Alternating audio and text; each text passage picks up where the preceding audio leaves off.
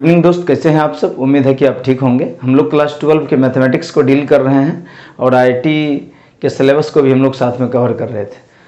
कल मैंने relation function से रिलेटेड ग्राफ बताया था। कई सारे फंक्शन के बारे में हमने पढ़ा था कि हम ग्राफ या पिक्टोरियल रिप्रेजेंटेशन फंक्शन का कैसे कर सकते हैं। तो उसमें मैंने आपको कई तरह के फंक्शन बताए थे, linear, modulus, signum, greatest integer function, log function, exponential function और ट्रिगोनोमेट्रिक फंक्शन। ट्रिगो के बारे में हमने ज़्यादा बात नहीं की थी, तो आज हम 12वीं क्लास का सेकंड चैप्टर जो है इन्वर्स ट्रिगोनोमेट्रिक फंक्शन वो करते हैं। ठीक है, तो सेकंड चैप्टर है चैप्टर सेकंड, चैप्टर 2 है inverse trigonometric function. Inverse trigonometric function ये पढ़ना है अपने को। तो इन्वर्स ट्रिगोनोमेट्रिक फंक्शन में सबसे पहले तो ट्रिगोनोमेट्री जाननी चाहिए कि अगर ट्रिगोनोमेट्री यानी कि sine cos tan cosec sec cot का ग्राफ क्लियर है, डोमेन निकालने आता है, आपको रेंज आता है, कोई दिक्कत नहीं, फिर तो प्लेन मिरर इमेज लेते हैं, वो इन्वर्स ट्रिगो हो जाता है। तो इन्वर्स ट्रिगोनोमेट्रिक पढ़ने से पहले क्या पता होना चाहिए? ट्रिगोनोमेट्रिक फंक्शन पता होना चाहिए। देखिए, इससे पहले कि टॉपिक पढ़ा है, मेरा नाम हुआ मुरारी कुमार और आपके और मेरे चैनल का नाम है मैं ही एकेडमी। चलिए शुरुआत करते हैं। इससे पहले ट्रिगोनोमेट्री के बारे में बात करनी पड़ेगी। इसका मतलब है कि सबसे पहले हम जानेंगे साइन थीटा, कॉस थीटा, या आप एक्स लिखना चाहो तो एक्स लिख लो, टेन एक्स, और इन तीनों का रिवर्स यानी कि कोसेक एक्स, सेक एक्स और कॉट एक्स। तो ये 6 तरह के फंक्शन के ग्राफ आने चाहिए, डोमेन और रेंज बिल्कुल टिप पे याद रहना चाहिए। तो इन्वर्स ट्रिगोनोमेट्रिक फंक्शन पढ़ने से पहले ये जानना बहुत ज़रूरी है, ठीक है, तभी आइडिया लगा पाएंगे, क्वेश्चन बनेगा, नहीं तो रटी रटाई बात हो जाएगी। और आप जानते हैं कि रटी रटाई बात से ज़्यादा काम बनता नहीं है ना, समझना पड़ता है। तो चलिए सबसे पहले ट्रिगोनोमेट्री के ही बारे में बात करेंगे हम, ठीक है, तो तब हम आएंगे इन्वर्स ट्रिगोनोमेट्रिक फंक्शन पे। चलिए सबसे पहले बात करते हैं पहला trigonometric function y equal to sine x के बारे में। चलिए पहला फंक्शन कौन सा sir? y equal to sine x. क्या जानने का सर? इसका ग्राफ ड्रॉ करिए। देखिए क्या क्या जानेंगे हम जानना चाहते हैं इसका ग्राफ, हम जानना चाहते हैं साइन का डोमेन, और हम जानना चाहते हैं इसका रेंज। ये तीनों चीज़ हम जानना चाहते हैं। मैंने पीछे भी बताया था, डोमेन का मतलब है कि एक्स एक्सिस पर ग्राफ कहाँ से कहाँ तक है, यानी कि एक्स की वैल्यू डोमेन होती है और इस एक्स के रिस्पेक्ट में जो वाई की वैल्यू है वही रेंज होता है। बताया था पीछे रिलेशन फंक्शन में, तो इसमें थोड़ोली डिस्कस करेंगे। चलिए साइन का ग्राफ मैं ड्रॉ करता हूँ, ध्यान से देखिएगा आप। साइन ये हो गया 0, ये हो गया π/2, ये है पाई, ये है 3π/2 और ये है 2π। सर आप 2π तक ही क्यों ले रहे हैं? क्योंकि 2π के बाद ग्राफ फिर से रिपीट होगा, है ना, कंटिन्यूअस है ग्राफ, कंटिन्यूअस है। पीछे भी लेना चाहो तो ले लो सर, -π/2, -π, -3π/2, इस तरह से। तो साइन एक्स का ग्राफ कैसा होता है? साइन एक्स का ग्राफ 0 से शुरू होता है ऊपर की तरफ, ये ऐसा, और ये पाई से फिर से नीचे आएगा और ये 2π पे ऊपर जाएगा। और यहाँ से देखिए 0 से ऊपर गया और 2π के बाद फिर से ग्राफ इसी तरह से रिपीट होगा। तो हम 0 से 2π तक ड्रॉ करते हैं, फिर हम समझ जाते हैं कि पीछे भी इसी तरह से रिपीट हो रहा होगा, पीछे भी इसी तरह से रिपीट होगा। अब चाहो तो ड्रॉ कर लो इस तरह से, ठीक है, ये इस तरह से हो जाएगा। क्या समझ में आया बात? -π, ये हो जाएगा -3π/2 और ये -2π। तो ये हो गया साइन एक्स का ग्राफ। देखिए एक्स की वैल्यू तो कुछ भी हो सकती है, ये हुआ एक्स एक्सिस, ये हुआ वाई एक्सिस। आप ध्यान से देखिए तो एक्स की वैल्यू 0π/2, π, 3π/2, 2π, 3π, 4π, आप कुछ भी ले लो तो फंक्शन तो कंटिन्यूअस है ना। लेकिन क्या y की वैल्यू कुछ भी है? नहीं। देखिए y की वैल्यू आपको दिख रहा है कि y हमेशा इस लाइन और ये जो मैंने ड्रॉ किया है इस लाइन के हमेशा बीच में ही है।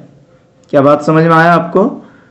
जो y की वैल्यू है वो इन दोनों लाइन के बीच है, यानी कि ऊपर में इसको +1 बोलते हैं, नीचे में -1, ऊपर और जाओगे तो +2, 3, नीचे आएंगे तो -1, -2, -3। इसका मतलब ये हुआ कि x की वैल्यू तो पूरे रियल एक्सिस से आप कुछ भी वैल्यू उठाओ, साइन फंक्शन वैलिड है क्योंकि ग्राफ बना हुआ है।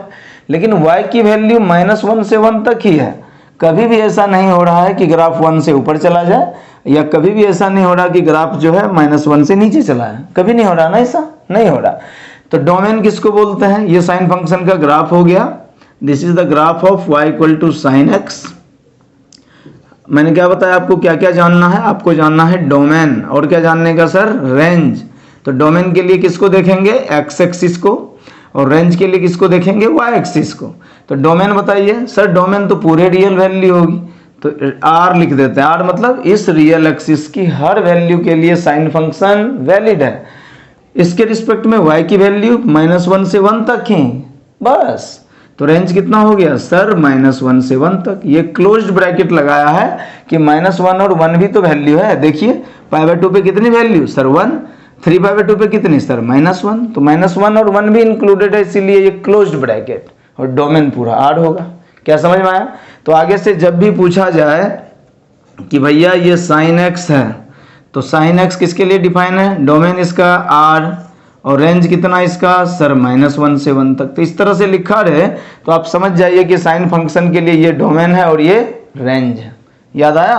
फंक्शन को हम लोग ऐसे ही तो लिखते थे पिछले वाले चैप्टर में, इसको डोमेन और इसको कोडोमेन बोलते थे।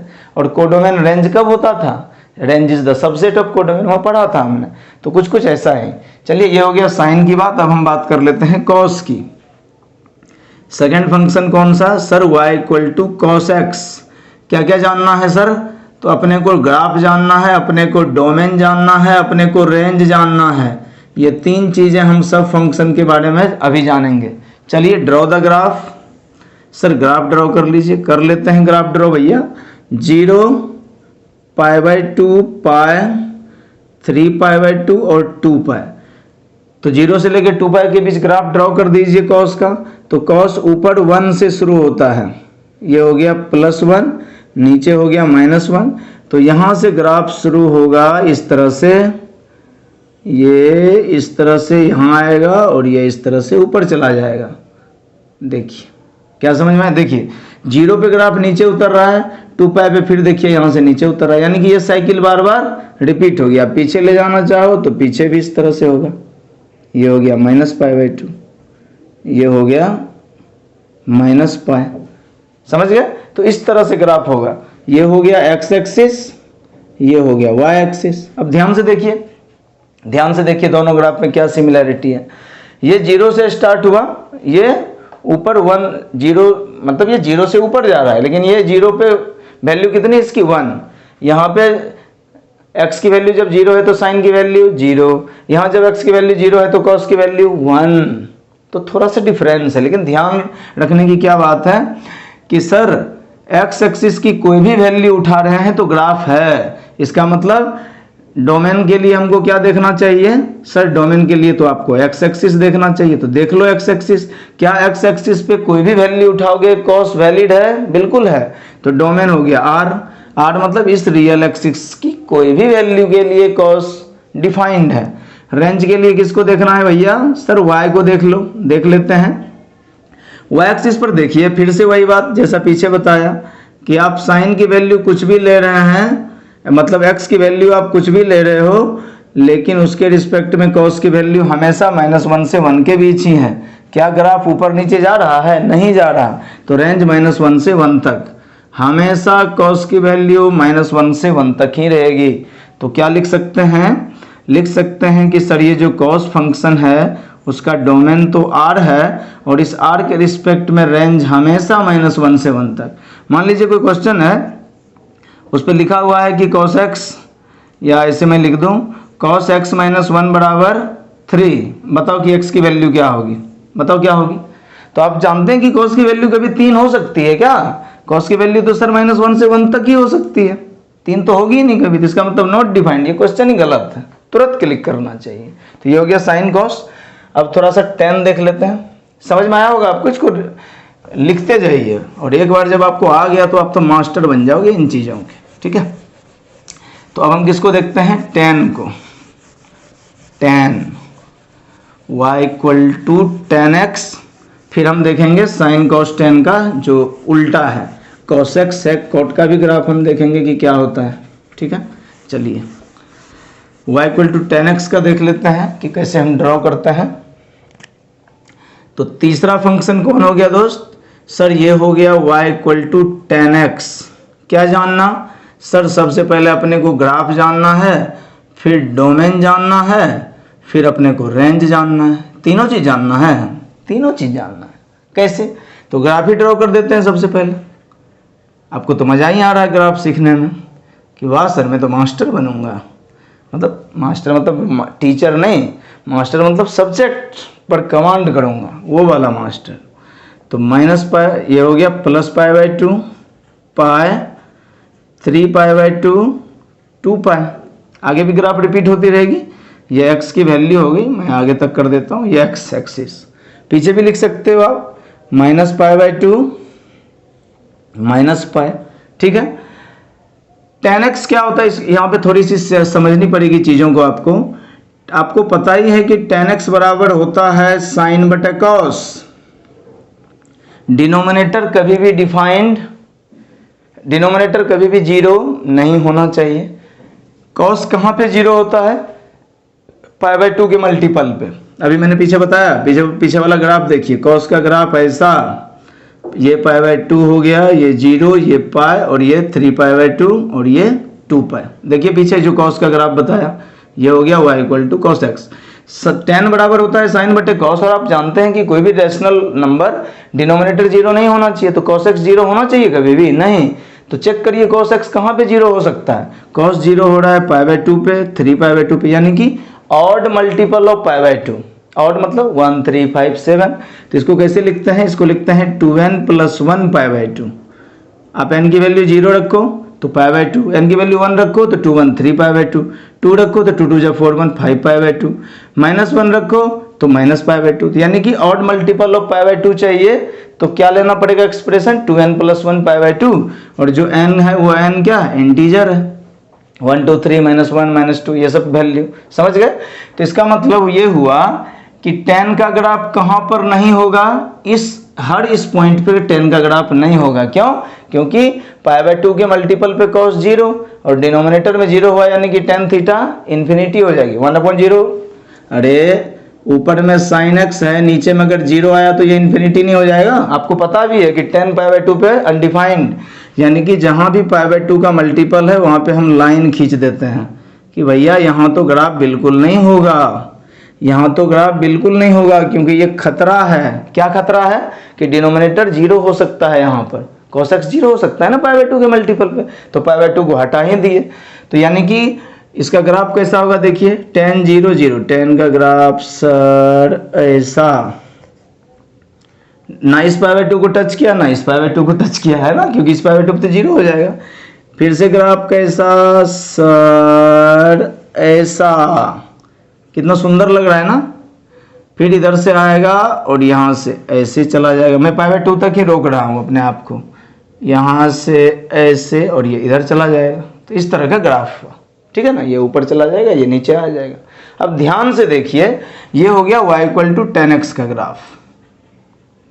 अब इसका हमको क्या क्या चाहिए दोस्त? सर मुझे डोमेन चाहिए। डोमेन के लिए आप क्या देखते हो? x। तो बताओ डोमेन की वैल्यू कितनी? डोमेन के लिए x एक्सिस को देखो तो सर x एक्सिस पे पूरी वैल्यू r है, r मतलब पूरा रियल एक्सिस। लेकिन कौन वैल्यू पर ग्राफ नहीं है? पाई बाई 2 पे नहीं है। तो r minus 2n plus 1 into pi by 2, 2n plus 1 pi by 2 पे, यानी कि odd multiple of pi by 2। Pi by 2 का जो ऑड मल्टीपल है पाई, 3 पाई, 5 पाई, 7 पाई, माइनस पाई बाई 2 पे, तो pi by 2, 3 pi by 2, 5 pi by 2, पीछे जाएंगे तो minus pi by 2, minus 3 pi by 2, minus 5 pi by 2। तो पाई बाई 2 के ऑड मल्टीपल पे कभी भी डोमेन नहीं होगा, क्योंकि 10 का ग्राफ है ही ना। तो डोमेन के लिए आप क्या देखते हो? एक्स एक्सिस पर वो वैल्यू जिस पर फंक्शन डिफाइन है, यानी कि जहां ग्राफ है। तो कहाँ नहीं है? पाई बाई 2 के मल्टीपल पे नहीं है, उसको माइनस कर दिया। अब आपको चाहिए रेंज। रेंज के लिए किसको देखते हैं भैया? सर y को। देखो y एक्सिस को, y एक्सिस पे ग्राफ माइनस इन्फिनिटी से ऊपर प्लस इन्फिनिटी तक हर जगह है, यानी कि रेंज कितना हो गया? 8 हो गया। कि इस एक्सिस से, y एक्सिस से आप कोई भी वैल्यू उठाओ वो रेंज होगा। तो ये हो गया साइन कॉस टेन, ये तीनों हो गया। अब हम कॉसेक देख लेते हैं, मिटा दें इसको। चलिए इधर वाला मिटा देते हैं। लिख लिया होगा आपने, इसको नोट कर लीजिए। अब क्या पढ़ना आपको, अब चलिए इसी को मिटा देते हैं, थोड़ा सा इजी होगा आपके लिए। साइन कॉस टेन हो गया। अब हम देखते हैं कोसेक सेक कॉट का ग्राफ। कोसेक, तो सबसे पहले कोसेक एक्स, आपको पता ही है कि y equal to cosec x है। देखिए y equal to cosec x है, तो कोसेक एक्स को 1 अपॉन में साइन एक्स लिखा जा सकता है, पता ही है आपको। Sine equal to P upon H, perpendicular upon hypotenuse, तो कोसेक हाइपोटेनस अपॉन परपेंडिकुलर, उसका उल्टा। तो कोसेक को 1 अपॉन साइन लिखा, और आप जानते हैं ये डिनोमिनेटर में है, तो डिनोमिनेटर कभी भी जीरो नहीं होना चाहिए, नॉट इक्वल टू जीरो। तो चेक करो कि साइन कहाँ पे जीरो हो रहा है, अभी बताया था। देखिए ग्राफ को कैसे यूज करते हैं हम लोग। साइन का ग्राफ पीछे पलटिए, जीरो से लेके ये रहा पाई, ये रहा 2 पाई, ये π/2 और ये 3π/2, यही ग्राफ है। बताइए साइन कहाँ पे जीरो हो रहा है? सर साइन जीरो हो रहा है 0 पे, पाई पे, 2 पाई पे, यानी कि कहाँ पे जीरो हो रहा है? n पाई पे, और n क्या है? इंटीजर है, यानी कि पाई के मल्टीपल पे। कौन सा मल्टीपल? कोई भी मल्टीपल, 1 2, यानी कि इवन मल्टीपल भी ऑड मल्टीपल भी। तो पाई के मल्टीपल पे, पाई के मल्टीपल पे, यानी कि n की वैल्यू 0 रखी तो 0, 1 रखी तो पाई, 2 रखी तो 2 पाई, माइनस रखी तो माइनस पाई, -2 रखी तो -2 पाई, यानी कि हर पाई के मल्टीपल पे साइन 0 है। और क्या डिनोमिनेटर 0 होना चाहिए? बिल्कुल नहीं होना चाहिए। डिनोमिनेटर 0 होगा तो मामला ही खत्म।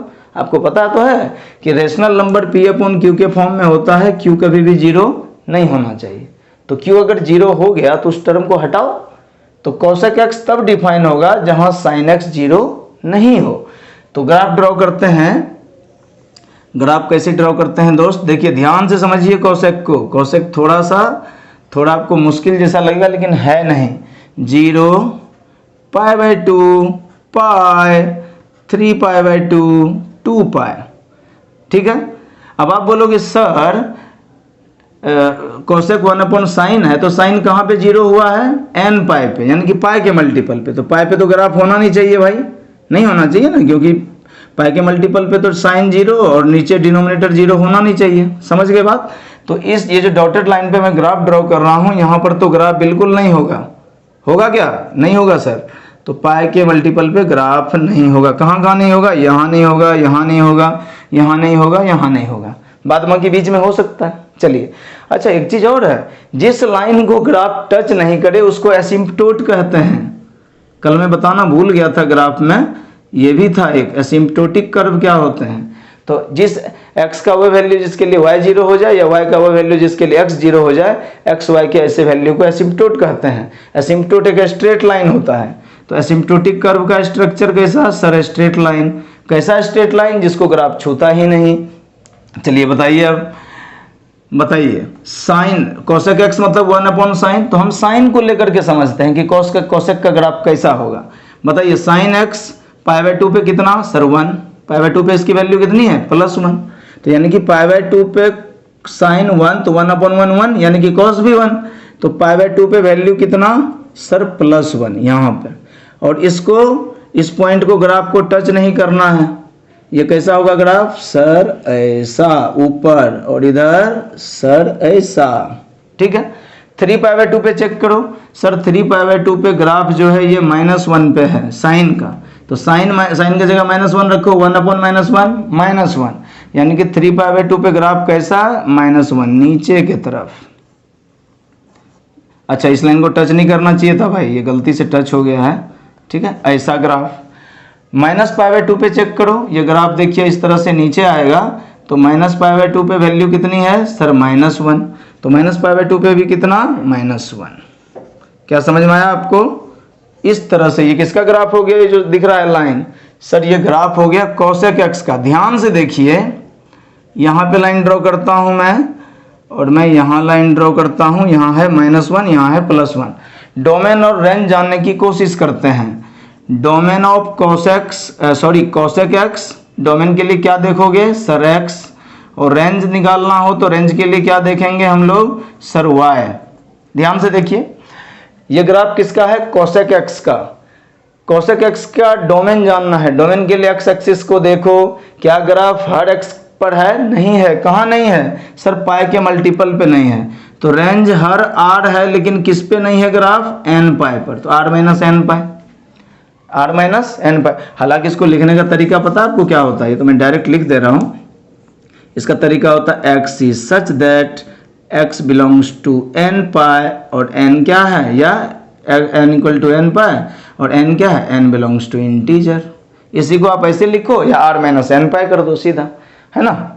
तो पूरी रियल एक्सिस, आर मतलब पूरी रियल एक्स, इस एक्स एक्सिस पर जितनी वैल्यू है वो सब, उसमें से एन पाई को माइनस करो, यानी कि पाई बाय टू के सॉरी जो पाई का मल्टीपल है, माइनस पाई, 0 पाई, 2 पाई, 3 पाई, 4 पाई, ये सब माइनस हो गया इसमें से, क्योंकि यहाँ पे तो ग्राफ है ना। समझ गए। और वाई एक्सिस पे रेंज बताओ। तो वाई एक्सिस पे सर ग्राफ तो पूरे है, नीचे तक है, ऊपर तक है, कहाँ नहीं है? -1 से 1 के बीच देखो, कहीं ग्राफ है? नहीं है। यानी कि रेंज क्या होगी सर? पूरा आर होगा, लेकिन ये -1 से 1 को माइनस करो इसमें से, क्योंकि यहाँ पे तो ग्राफ है ही नहीं। और ये ओपन ब्रैकेट क्यों, क्लोज ब्रैकेट, ये वाला ब्रैकेट क्यों नहीं यूज किया? क्योंकि -1 और 1 तो वैल्यू है। देखो भैया, पाई बाय 2 पे 1 वैल्यू है, तो 1 तो इंक्लूड हो गया ना, तो 1 को क्यों हटाओगे आप? तो 1 है, -1 भी है, कहाँ पे? -पाई बाय 2 पे -1 है, 3 पाई बाय 2 पे वैल्यू -1 है, तो -1 भी है, 1 भी है। क्या नहीं है? इन दोनों के बीच का वैल्यू नहीं है। तो ओपन ब्रैकेट मतलब -1 और 1 इंक्लूड नहीं है। तो इस पूरे रियल एक्सिस से इस वैल्यू को मैंने डिलीट कर दिया, तो बाद बाकी फिर ग्राफ है, यही रेंज हो गया। समझ गए। डोमेन के लिए एक्स एक्सिस को देखिए, एन पाई को माइनस कर दिया। रेंज के लिए वाई एक्सिस को देखिए, -1 से 1 तक को डिलीट कर दी। So this is the range and domain. ये हो गया कोसेक एक्स। अब सेक एक्स देख लेते हैं फटाफट फटाफट। क्या देख लेते हैं दोस्त? सर देख लेते हैं हम, चलिए मिटा ही देते हैं, उतना क्यों करा? आपके लिए इतना मेहनत तो किया जा सकता है कि नहीं भाई? रिस्पॉन्सिबिलिटी है तो इतना काम तो मैं कर दूंगा आपके लिए। चलिए फटाफट फटाफट फटाफट। अभी तक मज़ा आया होगा आपको, और इसको जाकर कम से कम 10 बार रिपीट कीजिए खुद से, तब मज़ा आएगा करने में, तब खेल होगा, है ना। ये तो मैं कर रहा हूँ तो आपको इजी लग रहा होगा, लेकिन इजी है, इससे भी ज़्यादा इजी। आप खुद से करोगे तो और मज़ा आएगा। y equal to sec x, sec x, y equal to sec x, sec x equal मतलब 1/cos x। फिर से वही बात जो पीछे की, सेक एक्स को जानना हो तो किसको जानना होगा? कॉस को। क्यों? क्योंकि साइन कॉस टेन फैमिलियर है, 10वीं क्लास में भी पढ़े थे, 11वीं में भी, 12वीं में भी, बहुत ज़्यादा। तो साइन कॉस को जानना आसान है, तो कोसेक को जानना है तो साइन जानिए, सेक को जानना है तो कॉस जानिए, कॉट को जानना है तो टेन को जान लीजिए। क्या?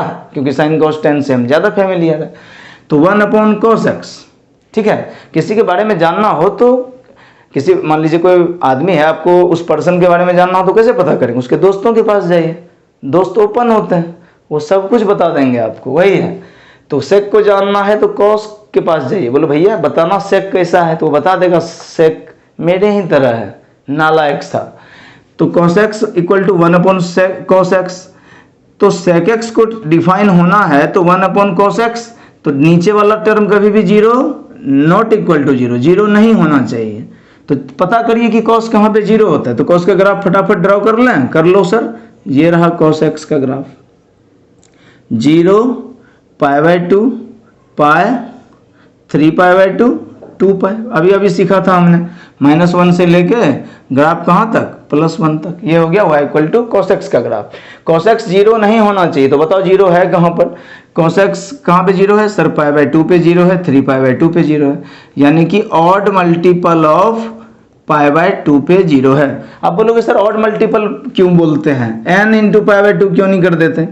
क्योंकि बेटे जब आप n की वैल्यू आपने 1 लिया तब तो ठीक है, 1 इंटू π/2 आ गया, लेकिन 2 लीजिए, n की जगह आप 2 लोगे तो 2 कट के पाई बन गया। अब π/2 रहा नहीं रहा, इसीलिए हमको ये बोलना होगा कि ये ऑड मल्टीपल ऑफ π/2 पे cos 0 हो जाता है। तो ऑड मल्टीपल ऑफ π/2 को क्या करो? डिलीट करो। तो क्या cos x जहाँ 0 हो जाएगा, डिनोमिनेटर जहाँ 0 हो जाएगा वहाँ sec x डिफाइन होगा? बिल्कुल नहीं, नीचे वाला तो 0 होना ही नहीं चाहिए, और 0 हो कहाँ रहा है? ऑड मल्टीपल ऑफ π/2 पे। तो इस टर्म पर ग्राफ होगा? बिल्कुल नहीं, यानी कि π/2 वाले मल्टीपल पे ग्राफ नहीं होगा। ड्रॉ कर लें? कर लो। ये मेरा मार्कर चल नहीं रहा तो दूसरा मार्कर यूज कर लेते हैं, है कि नहीं? कर लेते हैं। ये हो गया x एक्सिस 0, π/2, पाई, 3π/2 और 2π। कहाँ पे ग्राफ नहीं होना है? π/2 के मल्टीपल पे। तो क्या करते हैं? डॉटेड लाइन ड्रॉ कर देते हैं।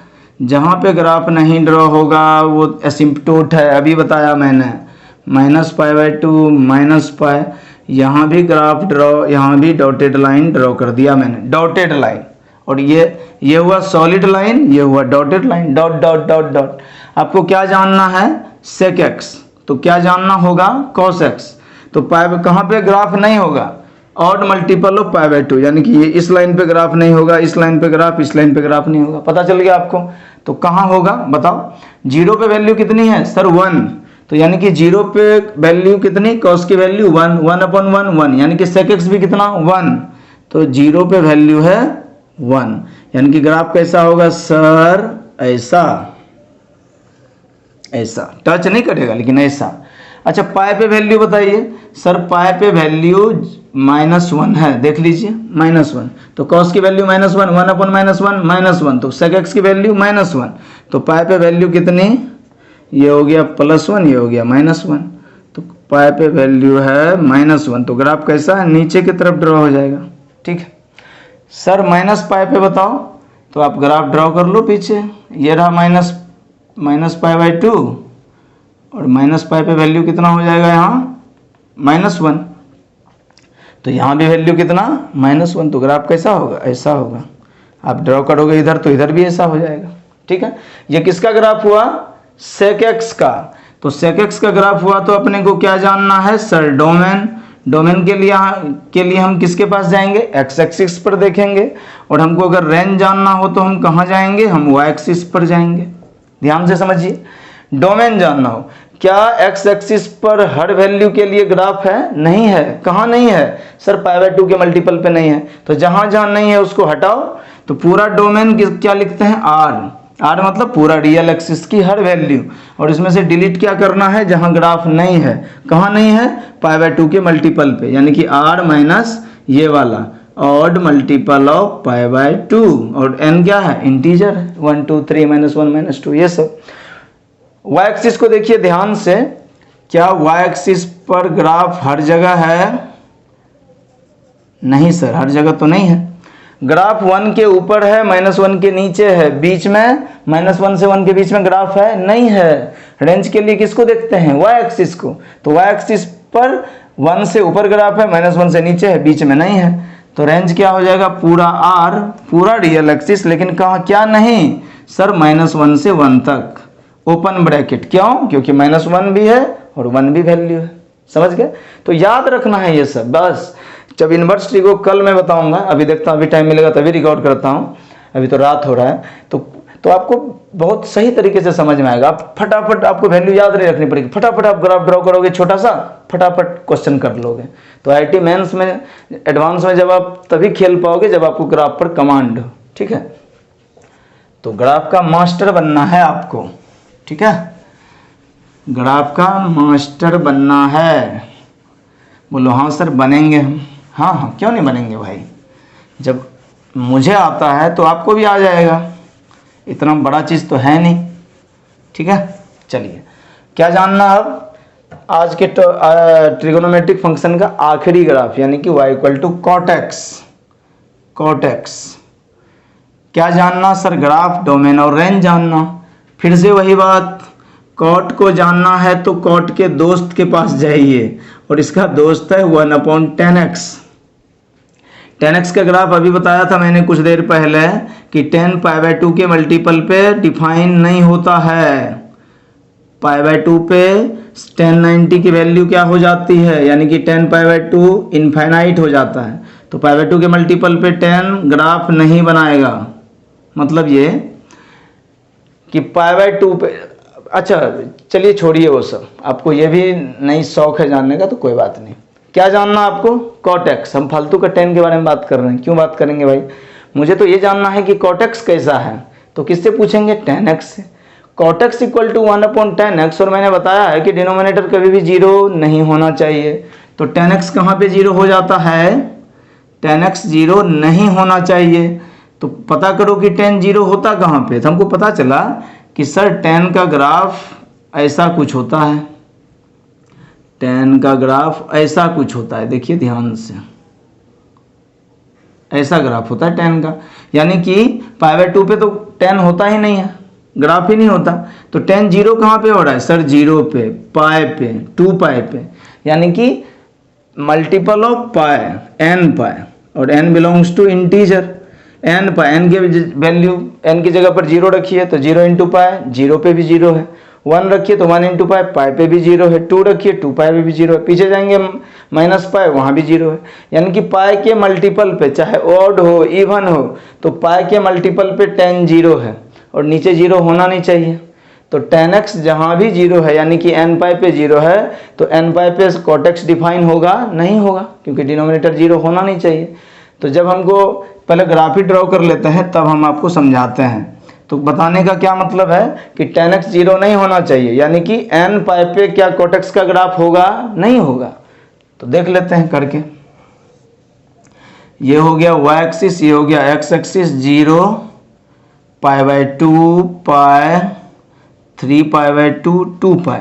कहाँ पे ग्राफ नहीं होगा? सर पाई के मल्टीपल पे। तो लिख देते हैं पाई के मल्टीपल पे, पाई के मल्टीपल पे, और इधर -π/2 और इधर -π। तो पाई के मल्टीपल पे ग्राफ नहीं होगा, क्योंकि यहाँ पे tan x जीरो हो जा रहा है, डिनोमिनेटर जीरो नहीं होना चाहिए। तो कहाँ ग्राफ नहीं होगा? यहाँ नहीं होगा, पाई पे नहीं होगा, 2π पे नहीं होगा। कट लगा दिया मैंने, ध्यान रहेगा आपको। बताइए, π/2 पे tan π/2 इन्फिनिटी, 1/∞ जीरो, नहीं समझ आया? cot x बराबर tan x, तो 1/tan π/2, और tan π/2 कितना होता है? इन्फिनिटी। 1/∞ कितना सर? जीरो। तो यानी कि π/2 पे वैल्यू कितनी? जीरो। तो कैसा ग्राफ होगा? अच्छा देखिए, पाई के मल्टीपल पे tan x जीरो हो जा रहा है, पाई के मल्टीपल पे tan x जीरो, तो पाई के मल्टीपल पे तो ग्राफ होगा नहीं। तो पाई का मल्टीपल ये भी तो है जीरो, यहाँ भी ग्राफ नहीं होगा। तो π/2 पे जीरो, ये ग्राफ इस तरह से हो जाएगा। देखिए इस तरह से बच्चों ये ग्राफ हो जाएगा, किसका? cot x का। हो गया ग्राफ, ठीक है सर। डोमेन के लिए किसके पास जाएंगे? x axis. क्या x एक्सिस पे हर जगह ग्राफ है? नहीं है। कहाँ नहीं है? पाई के मल्टीपल पे नहीं है। तो डोमेन हो गया r-n पाई, ठीक बात है। इस रियल एक्सिस की हर वैल्यू डोमेन हो सकती है, ग्राफ है, केवल कहाँ नहीं है? पाई के मल्टीपल पे। तो मैंने पाई के मल्टीपल को डिलीट कर दिया, खत्म बात।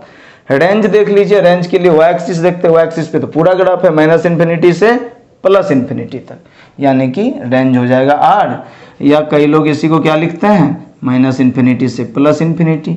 नीचे से लेके ऊपर तक आप कोई भी वैल्यू लो, उसके लिए ग्राफ है, तो रेंज यही हो गया। तो क्या आपको समझ में आया? Sine cos tan, cosec sec cot। इसको समराइज करके एक जगह लिख दें क्या? अगर एक जगह इसको लिखना चाहें, क्योंकि कल जब इन्वर्स ट्रिगोनोमेट्री में बताऊंगा तो ये सारी चीज़ें रिपीट होगी, उस समय मुझे आप मत टोकना कि सर ये कैसे, ये कैसे। तो इस चीज़ को आप बार बार रिपीट कर लीजिए, ये ग्राफ आपको बिल्कुल आने चाहिए, ठीक है। देखिए कैसे करेंगे। इधर है ट्रिगोनोमेट्रिक फंक्शन लिखा हुआ, यहाँ लिखा है डोमेन, और यहाँ लिखा है रेंज। डोमेन के लिए x एक्सिस को देखते हैं, रेंज के लिए y एक्सिस को देखते हैं। तो पहले मैंने लिखा साइन x, साइन x का डोमेन बताइए सर r, पूरा रियल एक्सिस पे ग्राफ था, और रेंज था इसका -1 से 1 तक। आप कॉपी पलटिए, देखिए जो मैंने बताया है। दूसरा ग्राफ है cos x, cos x का डोमेन r, और इसका रेंज भी -1 से 1 तक। तीसरा था tan x, tan x का रेंज क्या था दोस्त? tan x यानी कि साइन बटे कॉस, और कॉस कहाँ पे? कॉस जीरो नहीं होना चाहिए, कॉस जीरो होता है कहाँ पे? कॉस जीरो होता है π/2 के मल्टीपल पे, है ना। तो यानी कि tan x का डोमेन क्या हो जाएगा? r minus odd multiple of π/2, और रेंज कितना 10, ऊपर से नीचे तक ग्राफ होता है इसी की तरह, तो रेंज हो जाएगा पूरा रियल y एक्सिस की हर वैल्यू। साइन का उल्टा कोसेक एक्स होता था, तो कोसेक एक्स बताइए, कोसेक एक्स मतलब 1/sin x। Sine x zero नहीं होना चाहिए, साइन एक्स कहाँ जीरो होता है n पाई पे, तो r माइनस एन पाई। ये हो गया कोसेक एक्स का डोमेन। और इसका रेंज जानने की कोशिश करिए, तो मैंने बताया था r में से -1 से 1 तक ग्राफ नहीं था। पीछे देखिए सब लिखाया है मैंने, ग्राफ पे समझा दिया है आपको। सेक एक्स यानी कि 1/cos x, cos x zero नहीं होना चाहिए। cos x जीरो कहाँ पे होता है π/2 के मल्टीपल पे, तो r minus odd multiple of π/2। और रेंज कितना -1 से 1 तक वैल्यू नहीं था ग्राफ का। tan का उल्टा होता है cot x, और ये तो अभी बताया मैंने, दिख ही रहा है आपको। cot x का डोमेन क्या हो जाएगा n पाई, यानी कि पाई का मल्टीपल पर ग्राफ नहीं है, तो r माइनस एन पाई। और रेंज कितना r, देखिए पूरे y एक्सिस पर ग्राफ है, कहीं भी आप चले जाइए देखिए रेंज आपको मिलेगा। क्या समझ में आया?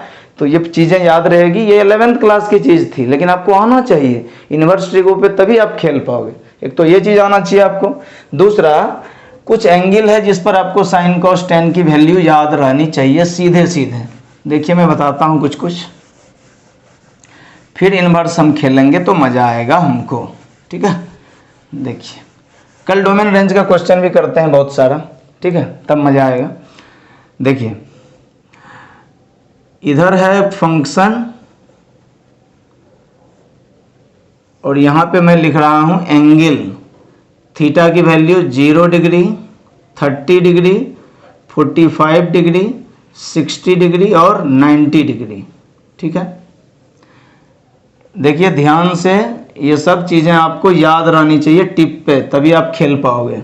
पहला है साइन एक्स, साइन 0 पे 0, साइन 30 की वैल्यू 1/2, 45 1/√2, cos 60 होता है √3/2, और साइन 91, सॉरी साइन की वैल्यू बता रहा हूँ मैं, cos x की वैल्यू, जस्ट इसको पलट दीजिए। देखिए साइन 0 पे 0 तो cos 90 पे 0, मतलब ये वाली वैल्यू यहाँ आ गई।